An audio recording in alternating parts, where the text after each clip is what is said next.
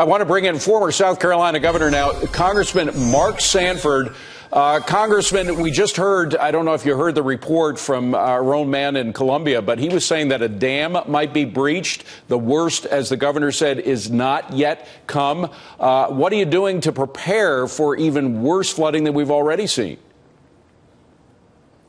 Well, I'm not directly prepared. I'm wearing a different hat these days. It falls to each of the county EOCs, Emergency Operations Centers, or sort of the central nervous system of how each county responds.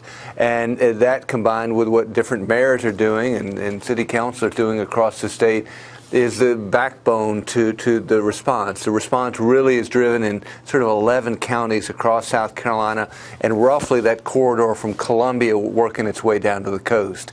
It is, I guess at this point, still a bit of search and rescue, but mostly it's preparation. I mean, it's a long haul. I spoke to the director of the Red Cross here in South Carolina this morning. They were talking about how they're bringing additional tractor-trailer loads of provisions in based on the size and scale of the damage that's occurred. Now, you represent Charleston, which is that beautiful, beautiful city where a university is. It has a lot of pre-Civil War houses. How has that been hurt or perhaps even devastated by this storm?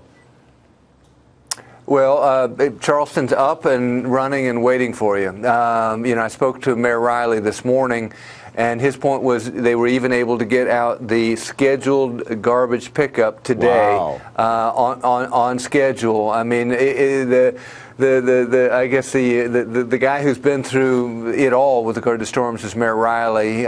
He distinguished himself during Hurricane Hugo. And, he has a team that's remarkably prepared. They did have flooding and still have flooding in parts of Charleston. I was West Ashley this morning, and you have some neighborhoods where it would take a boat to get to homes.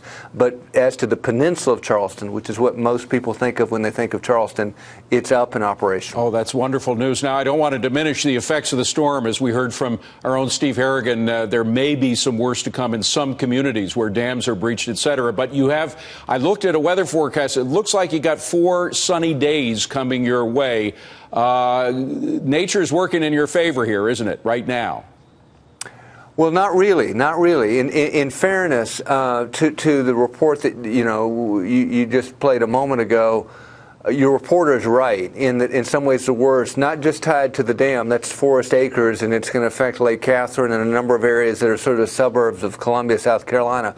But the real damage is all that rain that has come down between the mountains and Columbia, South Carolina. That rain has to go somewhere, and it's headed to the coast. So actually, the Edisto River, which is in the outskirts of Charleston or Somerville, will not hit peak level in terms of flood rise until Saturday morning. So there's actually much more flooding to come along some of the river systems that are responsible for the water that'll leave the Midlands and head for the coast. Well, best luck to you, sir. We're all rooting and praying for you. Mark Sanford, thank you very much for coming on. Appreciate it.